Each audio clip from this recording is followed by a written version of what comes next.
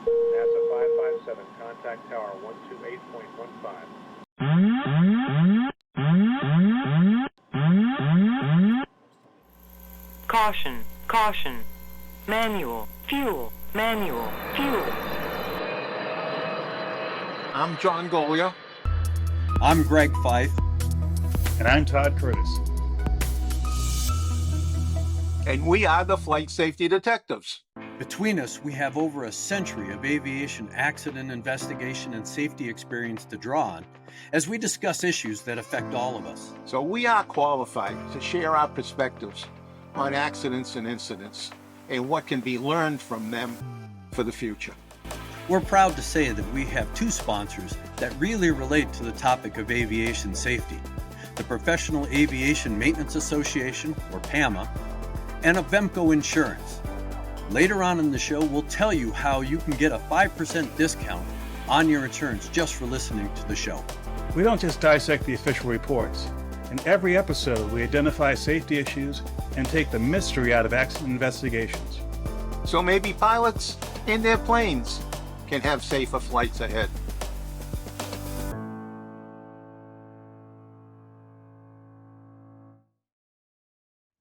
Well, hello, Todd. How are you today? Well, not bad at all. Yep. Glad to hear it. Glad to hear it. Well, we're going to talk about a little 737 that crashed into the ocean today. As I think everybody should know that a couple of days ago we had a 27-year-old 737-400 crash in flight, come down from 35,000 feet after a bit of a wild ride, and ended up in the ocean, killing all on board. And it was supposed to be a ferry flight, 5 people on board. Be interesting to see who the 5 were, if they were all company employees. It's Pakistani registered. The airplane was previously owned by Aeroflot, the Russian airline, and 2 years ago it came out of Russia and has been flying under Pakistani registration. That raises some concern in itself, because they weren't able to get Boeing parts for 10 years. So who was maintaining the airplane? Who transferred the airplane out? There's a lot of questions that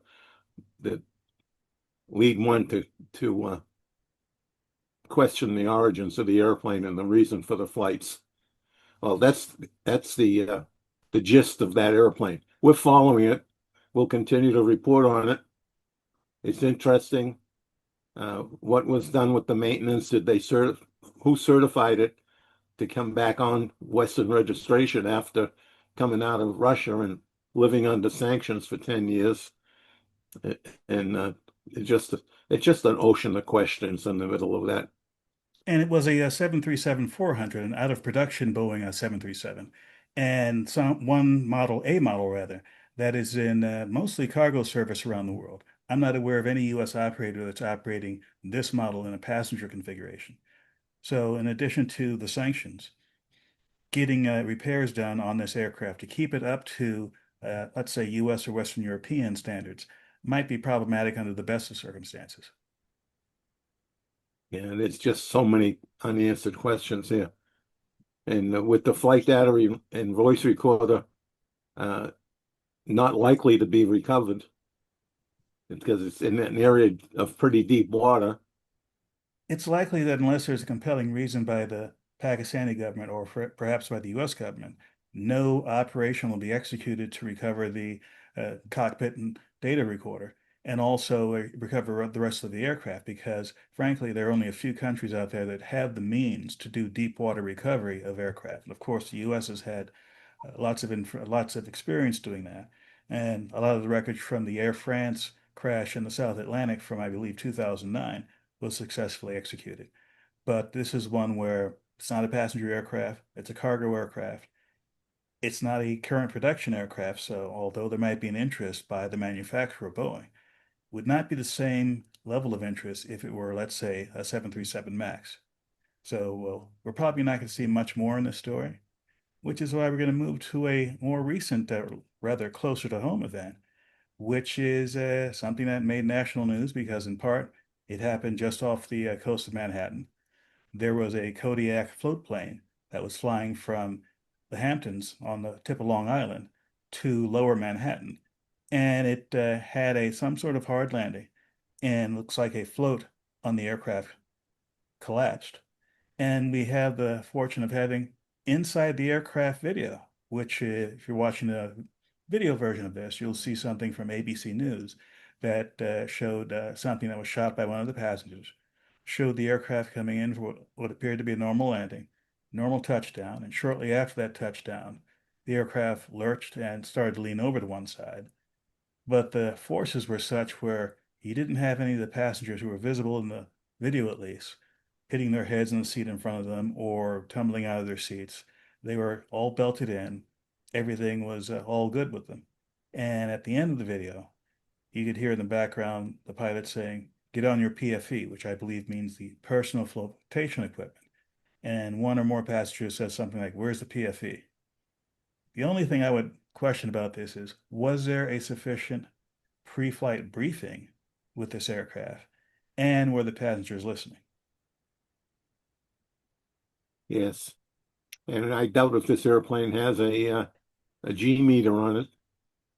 So they'll have to deduce it by the brake on the struts. Fortunately, the float stayed attached to the airplane. You can see it in the pictures. So the airplane didn't sink. So the passengers were not in any imminent danger of sinking. And this was happening, of course, in July, on July 5th, which is a rather warm day compared to the day that Sully put down the A320 in the Hudson River on the other side of Manhattan. So even if they had to jump into the water, hypothermia would not have been an issue, in my opinion. And the aircraft is a Kodiak 100, designed to be a float plane, operated by Acadian Seaplanes. Now, this is interesting because the company that apparently sold the tickets for this flight was Blade, which is a company that operates out of New York and I believe also in Europe. And they offer helicopter flights, especially to and from the airports in New York and to and from Manhattan.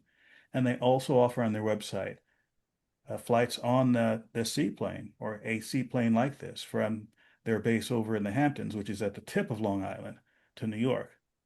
And I'm pulling up another video here for the people on the video side of this.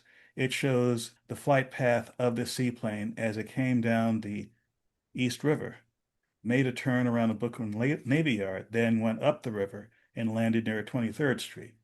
So looking at the entire flight plan of this aircraft, there was nothing out of the ordinary. It seemed to be a nice, stable flight. Nothing indicated that there was a problem with this aircraft prior to landing. Now, the other part of this, which we're finding a little hard to find information, this is a company that does not allow their data or the ADS-B data to be used by some commercial flight tracking sites. So when I went to my favorite place, Flight Radar 24, there was no information there. I went to another site that I use, ADS-B Exchange, which typically has everything.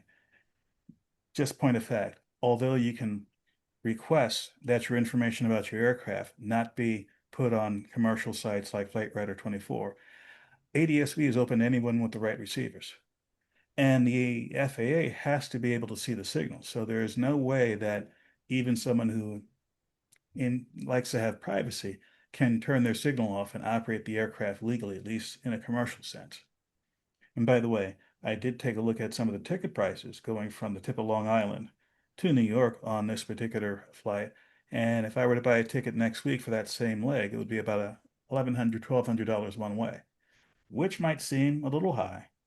But our guess, our speculation is that they have a customer base that values time over money, especially if you're driving 100 or so miles from the tip of Long Island back into Manhattan. And John, you told me offline earlier that the travel on a good day from the middle of Long Island to New York can be kind of nerve-wracking.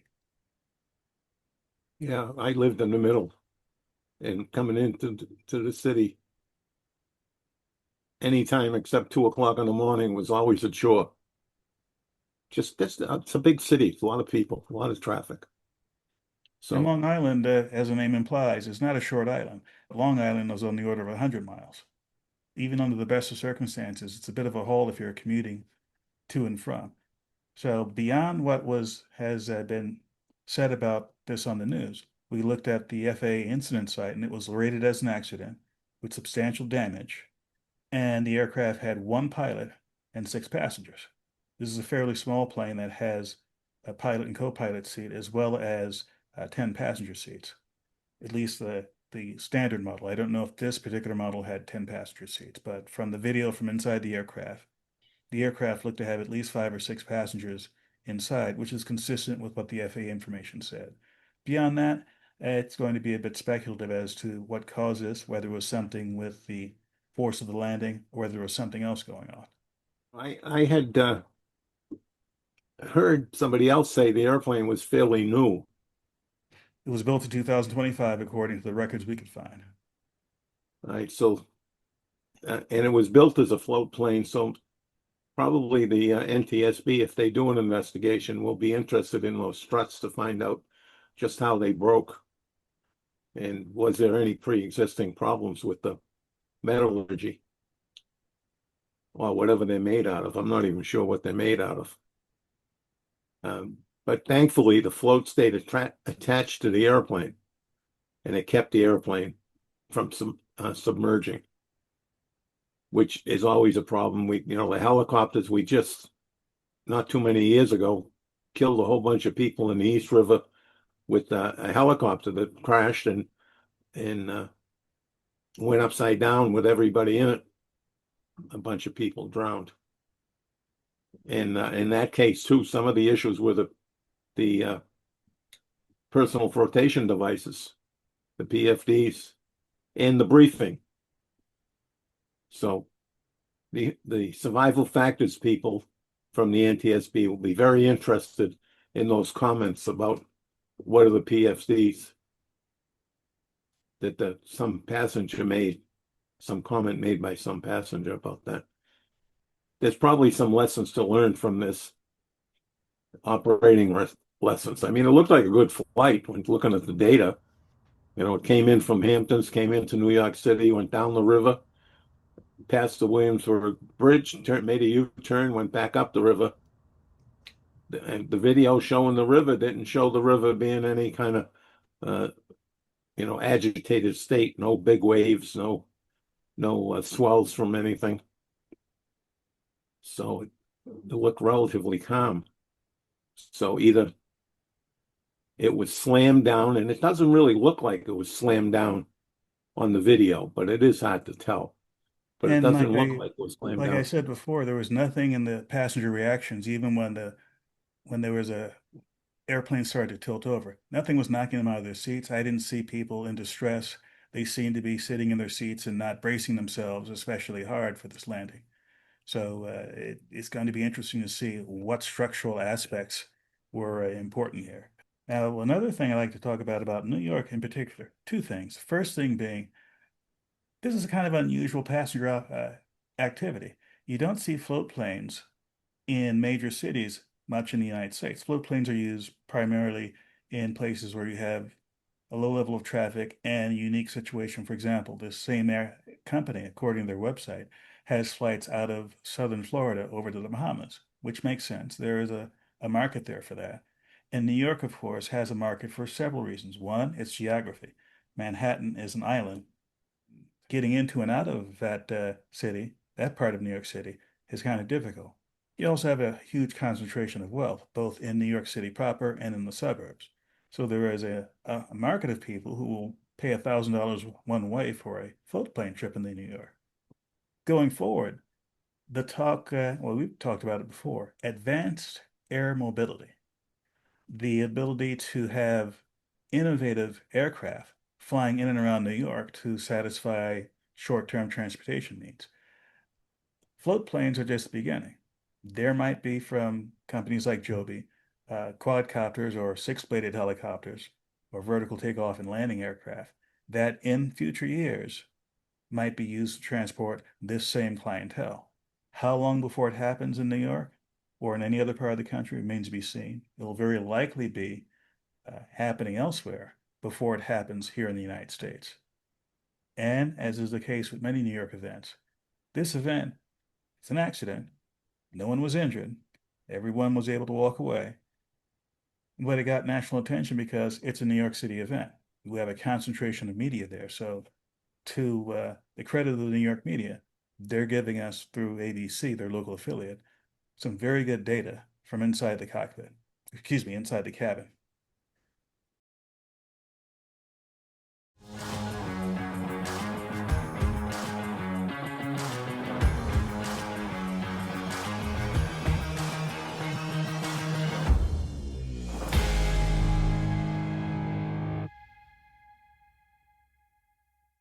Hello, aviation enthusiasts, safety professionals, and curious minds. Welcome to Flight Safety Detectives. We are thrilled that you dropped by. Here, we dive deep into the world of aviation safety. From incident investigations and technical analysis to lessons learned and what they mean for safer skies. As a member of our channel, you get exclusive member-only perks, first access to new episodes, live stream discussions, and Q&A sessions. We are a community of fellow safety detectives who love aviation as much as you do. If you're passionate about aviation or just curious about how things work, we'd love to have you on board. Hit join, ring the bell to be notified, and jump into the discussions in the comments. Strap in, because together we're going to explore aviation safety like never before.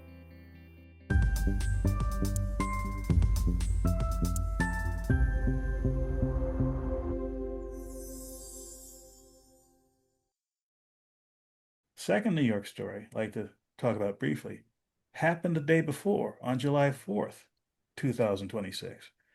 There was a NetJets jet taking off from Westchester County Airport, just north of New York City, was flying past New York, about 15,800 feet reportedly, just south of Staten Island, when the pilots reported something to the effect to air traffic control. And this is from a website that reposted some of the air traffic control video. And the pilot apparently said something like, about 3 minutes ago at 15,800 feet, a large silver object flew down the right side of the aircraft, just missed us.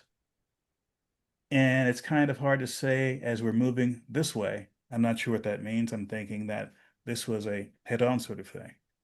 But it moved pretty quick past us, just down the right window. Okay, first off, anything that close flying to another aircraft is not supposed to happen.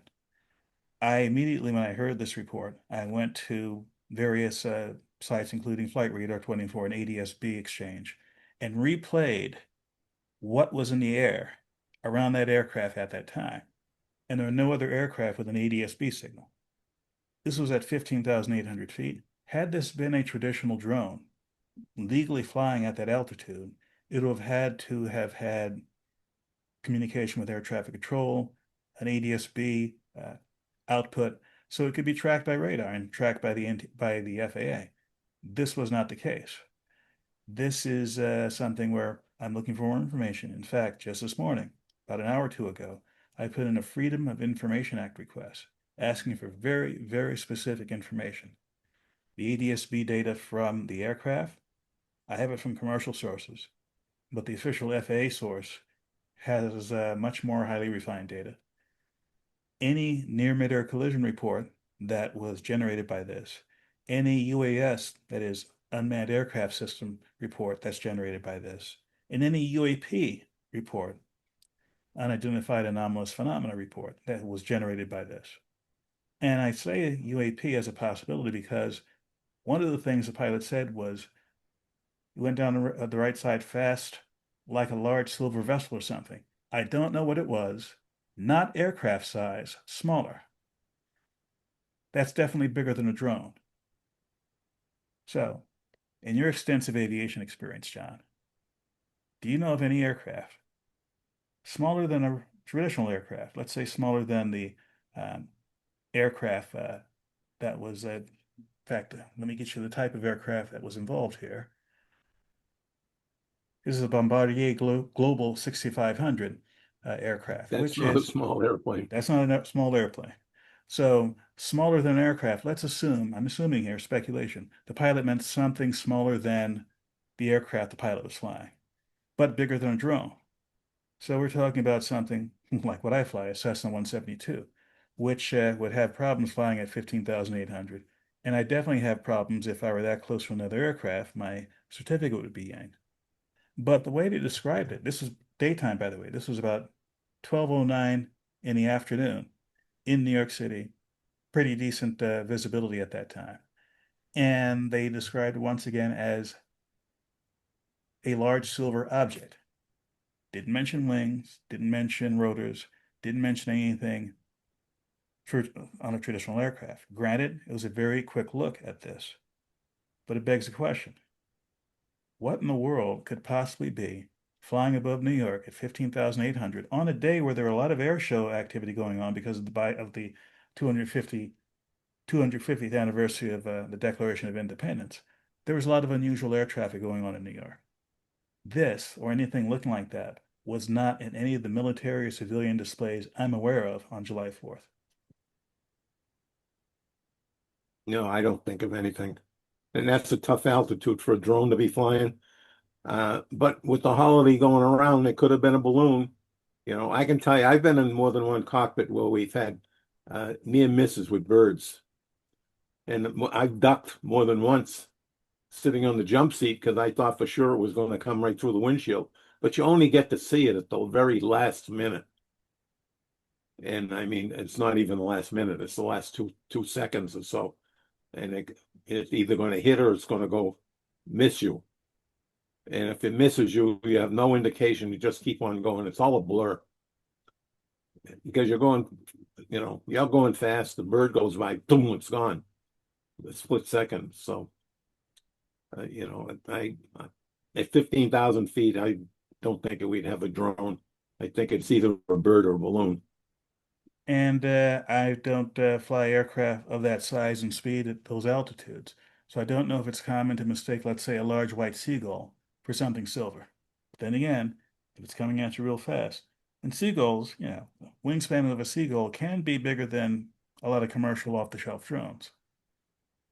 And Oh, easily, and the person didn't easily. say it was like 6 feet or 8 feet wide. He just said wider, bigger than a drone. Well, what kind of drone is this person used to? MQ-9 Reaper drone in the military, that's bigger than a Cessna and a little bit smaller than their aircraft. But again, I was not aware of any kind of official sanctioned aircraft flying in that way. Now, this is another thing I'd like to mention, something I came across before. Cases where pilots saw something unusual but did not report it to air traffic control. This pilot did, I think, the right thing. Something was unusual.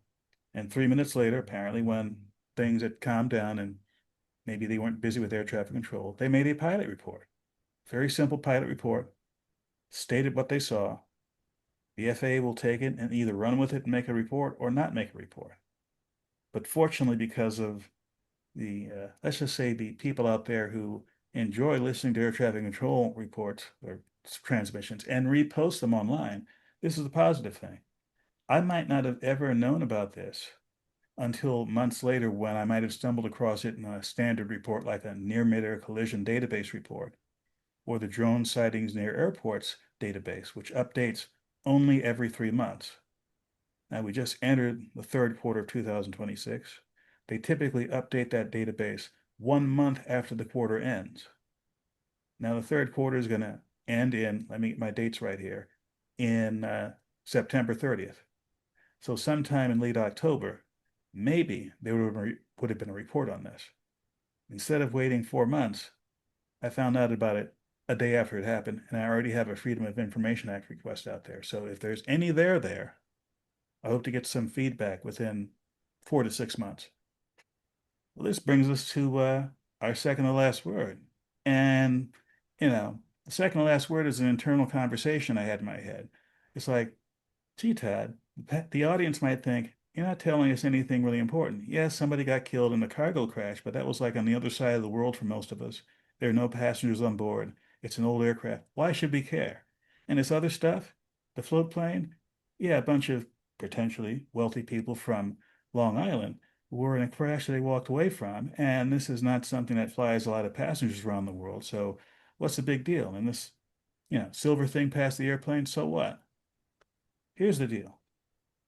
Events that seem to be unimportant to the usual daily thing we talk about is actually important to aviation because it's the little things, the obscure things. For example, a fatal accident that may not be heavily investigated by the authorities for various reasons. A minor accident that caused no injuries, but it called into question the relationship between an operator of an aircraft that's working with another company. And why is the information for this operator somewhat hidden from view? We found it because we find those things all the time. But the average passenger buying a ticket on this particular airline was actually buying a ticket for an aircraft operated by someone else. Are there any issues there?